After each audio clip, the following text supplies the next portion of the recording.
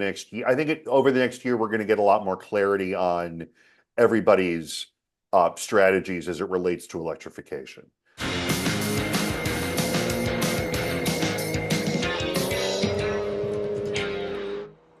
Welcome back to Car-Pinionated, our weekly show on cars, the car industry, and driving in general. I'm Doug Stewart, digital executive producer for Fox 61 in Hartford. And with me is Jeff Buchholz from WBBM in Chicago. He's a writer and editor there and a car enthusiast. I wanted to sort of take the temperature of where you see the car industry in this 2025. And it's been interesting so far. So, what are your thoughts on the new year car wise? I am interested in seeing a few things. First of all, I suspect that what we will see is the continuation of a trend that we saw last year, which is a continued surge in sales of hybrid gas electric vehicles. It's a pretty easy step for most people to take toward full electrification of their cars, particularly for people who don't really have a place to plug them in. And in light of the current administration in Washington's lack of enthusiasm for encouraging people to buy electric cars, hybrids represent a really good halfway step there. And we're seeing more hybrid cars coming out. The folks at Subaru are leveraging their partnership with Toyota and are now making available a hybrid version of the Forester crossover SUV, which I suspect will be choking the parking lots of Connecticut really any day now, if they can get any out of Vermont, that is. Right. And I think that Toyota and Honda are already doing great on hybrids, and I imagine that will continue to be good news for them. Ford also is kind of a player in that market. There is an Escape hybrid. The Maverick hybrid is back. Right. Now it comes in all-wheel drive. Well, and that was the thing that I think a lot of people were waiting for, would be the combination of the all-wheel drive powertrain and a hybrid situation. We'll see if they can ever make enough to meet the demand, but I suppose that's how Ferrari operates. You know, they build one fewer car than the market demands, and that's how you keep prices up. But boy, that's been really great. The thing that will be interesting will be seeing what happens over on the Stellantis side of the street. We're starting to see the Charger Daytona, their all EV car that essentially replaces the old Charger and Challenger, and the old LX body cars that have been around. When did they come out? 2005. Yes. They built the car with mid-cycle Spare refreshes for 18 years. Like, that's crazy. Yeah. So we're starting to see those, but I think Stellantis is hedging its bets a little bit on EVs. We've talked about the decision to pull the plug on a couple of their EV plans. They've pulled back on their timetable for the release of the full EV Ram Charger pickup truck. They'll have a hybrid first before they do the full EV truck. We'll see how many gas engine chargers wind up on the street. The other thing that will remain to be seen about this new product from Stellantis is how it'll be priced. The last thing I saw was that the gas engine charger was scheduled with a price tag somewhere in the mid 40s, I think. I welcome any corrections on that, but that strikes me as being a whole bunch of money for a car that essentially replaces something that had been out for so long they could afford to sell it relatively inexpensively. So that strikes me as being a And bit of a risk. and the what I saw today was the Charger, Charger EV, I'm pretty sure. Um, Low mileage lease for $300 a month Really? How? for Wow. yeah. What's the down payment? It didn't say. Hmm. I might have not taken the note, but Okay. I will try and go back and see what it Well, I was. mean, But this was, Stellantis is doing its level-headed best to sell an EV to people who don't necessarily care that much about EVs. And hopefully it works because I think the car is 90% of a styling success. I think some of the mhm, volumes are weird to me. Of course, it's a hatchback, mhm. which I think is part of why the greenhouse feels larger to me than it should, particularly as compared with the Super Coke bottle looking Challenger. But I haven't seen one in person yet. So as we record this, so we'll see. I'm also interested to see what happens with Nissan now that its proposed tie-up with Honda has gone away. Um, they have committed to refreshing some of their products. The Kicks is actually kind of a cute little Yeah, hatchback crossover thing. Some of the Murano doesn't look bad. The new corporate identity it doesn't look unappealing. Whether they have the wherewithal to finish rolling out changes in the lineup is kind of remains to be seen. There may be some potential there though, but we'll see if they can get out of their own way long enough to remind us why Nissans and Datsuns before that were so really special. Um, and the other thing that's gonna color the car industry, I think, in 2025 is going to be um, the thing that is kind of the hardest to predict right now as we record this is the changing nature of trade and economic policy in Washington. The administration seems to be using tariffs as the stick in the carrot and stick analogy in order to leverage other policy goals of the administration. And I think that uh, anytime that there's uncertainty about a product, particularly the price of a product, I don't think it bodes well for sales of that product. You might front load a lot of sales, people buying something really right. fast, thinking, oh no, I got to get the it now. right, exactly. But we'll see. But I think that is going to end up being the big question mark around a lot of what happens in the industry um, over the course of this year. I also think that that sort of upheaval has a long-term effect, even if it sort of, what we've seen so far is like it was here and then it wasn't here and then, so, but people that worries people, right? And the perceptions of economy are more important a lot of times than the actual economy. So Mhm. it remains to be, Yeah, well, I mean it, that's really true. I mean, Rolling Stone, I think, said it in the '80s, the perception is reality. And when you're talking about, economics, I mean, yeah, there is, and we saw it last year where all of the metrics showed that the economy was doing really well, the people were working, people had jobs, wage growth was up, and yet people's feeling about the economy was very pessimistic because they were going to the grocery store and seeing, a carton of eggs going up for, to 4.29 for a dozen, or the price of milk was going up, or the most graphic representation of inflation that we see everywhere. You watch the price of gas go up and down at your local gas station, right? And that made people feel uneasy. And so what people saw in what experts told us was happening in the broader economy wasn't making it to where people actually are. So you're right. That's going to be the thing that the car companies are going to have to find a way to overcome if the ongoing um,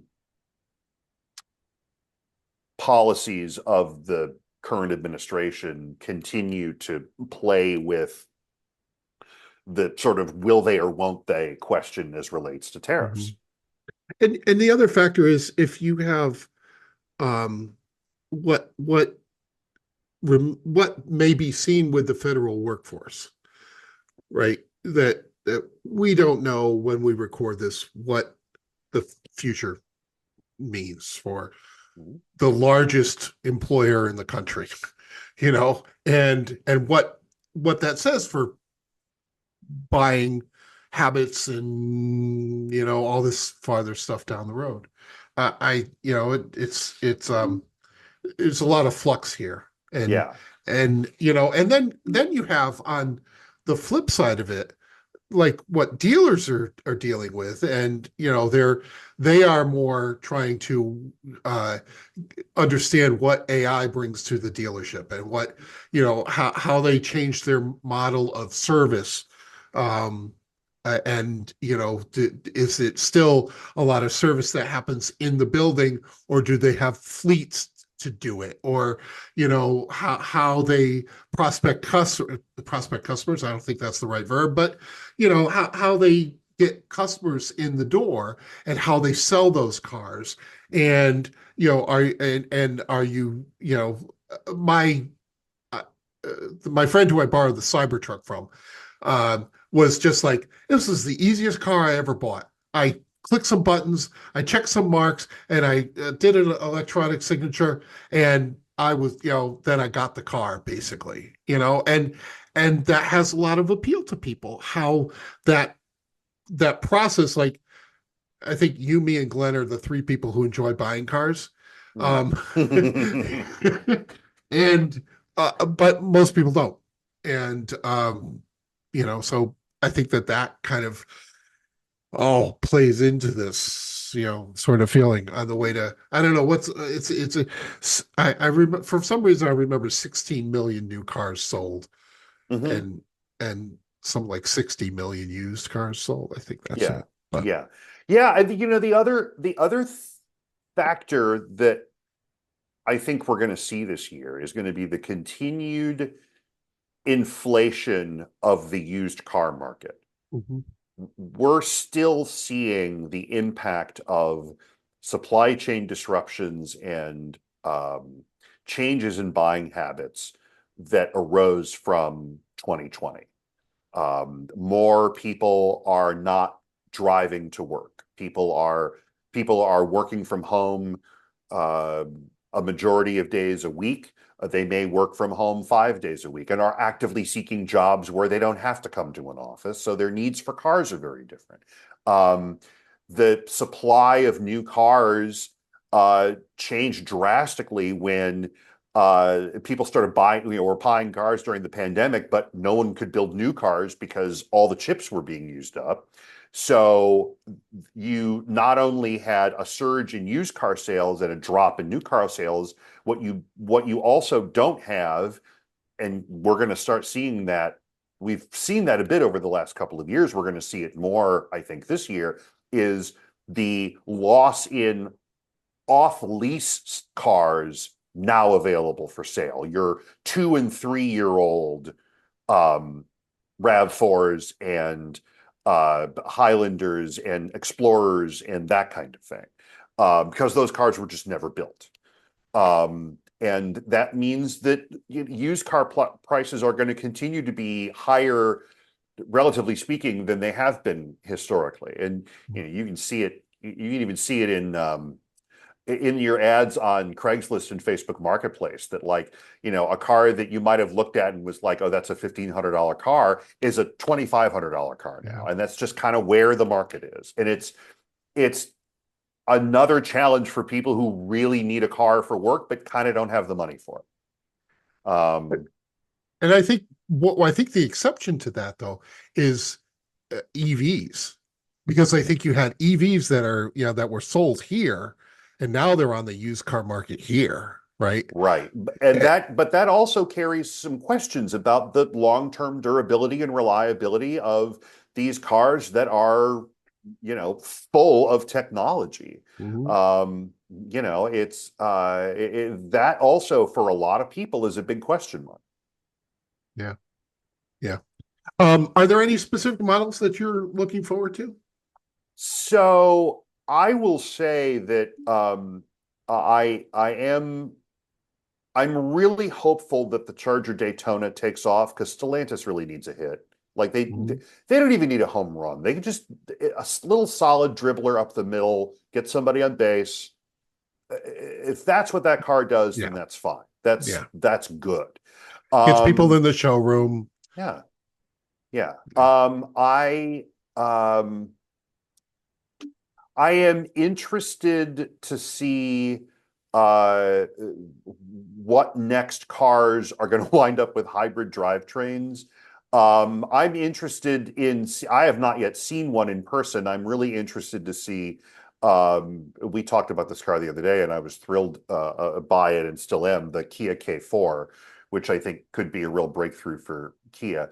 And also, I'm one of the other things that I'm keeping an eye on this year is, and it's starting to appear in our area, is the arrival of the Vietnamese. Hmm.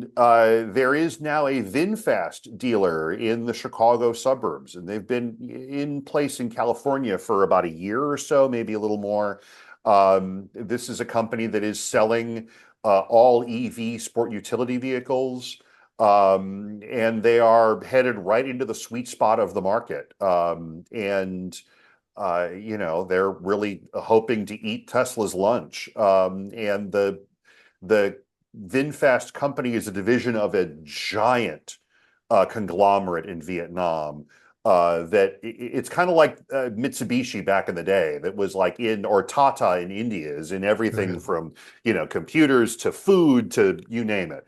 They have really ambitious goals for what they want to do for this car. The early reviews weren't great, but it remains to be seen whether they have found a way to turn it around.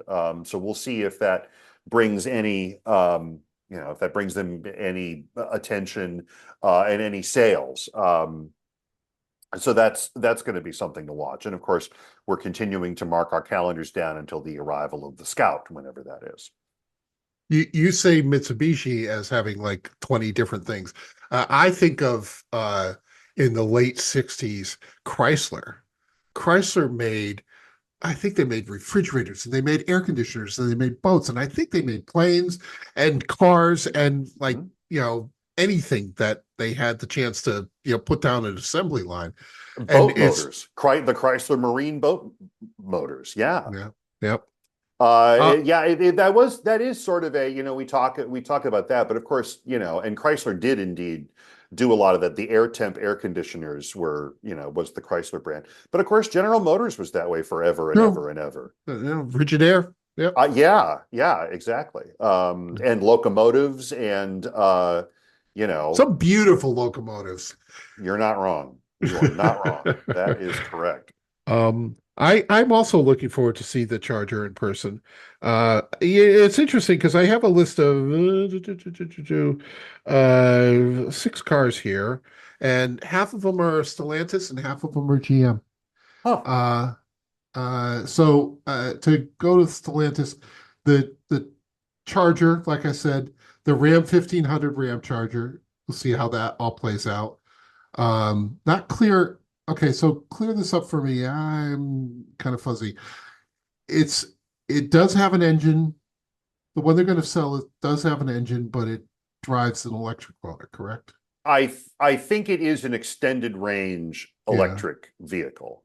Okay. It's like a Chevy Volt, or I think like the Scout is going to be. Right. Right. I think that's the plan. The thing I looked up today was 690-mile range and 14,000 towing capacity, 14,000 ton towing capacity, which, good for them. Yeah. Uh, and the Jeep Recon intrigues me. Hmm. That with it's sort of like if you combined my favorite Cherokees and a Wrangler, and Hmm. where so you could take the doors off and put your feet out. I still like why didn't they learn the lesson to put the mount the mirrors on the fenders. Oh yeah. Yeah, So, that's um, so true. uh, and then in sort of let's go from top to bottom. The Cadillac Vistique, I think, is an interesting. It's the three-row, larger than the Lyric, smaller than the Escalade IQ. Um, the Optique, which is smaller than the Lyric, 300-mile range, $55,000. Is sort of taking the that small SUV line, and then we are looking forward to the return of the Chevy Bolt, which I'm Yeah. happy to see. I'm Hmm. thrilled to see that car back. Hmm.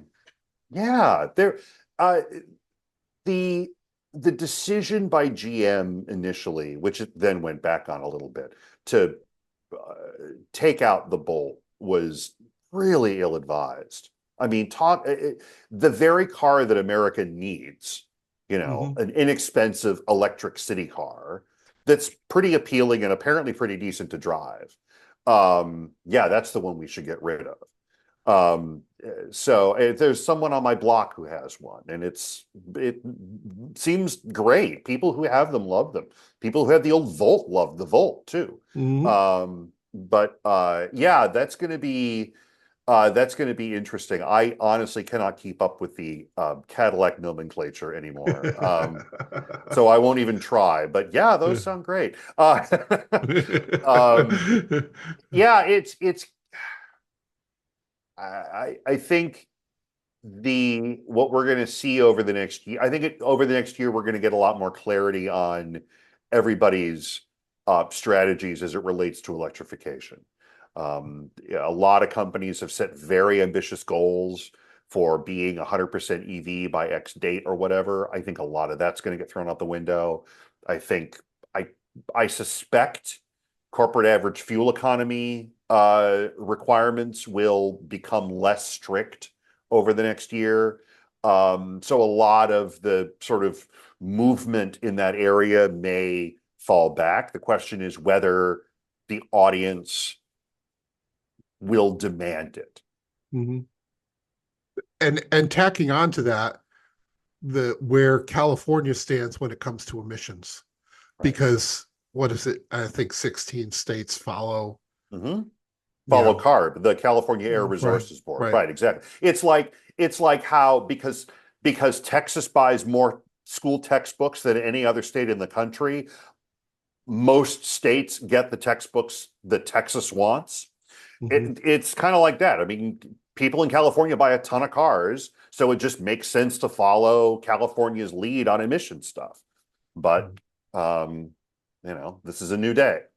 Yeah. And you probably remember this, like when you used to get the sheet where you saw all the options of the car and the base Ugh. price and stuff like that. And down near but the bottom it was like California California to the mid. emissions. Yeah, yeah, Yeah. The yeah. right. I mean, we are, the companies are, because they had to be, so much better at dealing with that stuff now than they were Mhm. back in the depths of the malaise era when they were forced to put a 5.0 liter V8 engine in the Corvette because it was the only one they could get certified for California. Um, yeah, yeah, Oh, they're much better at that now. yeah, they figured it out along the way. Hmm. Yeah, so all right. I think we're gonna bring this cruise ship to the dock, and thank you all for joining us again this week. Um, like and subscribe. We have a full playlist of Car-Pinionated episodes on our YouTube channel. And with that, And we will see. some of them even have Glenn in them.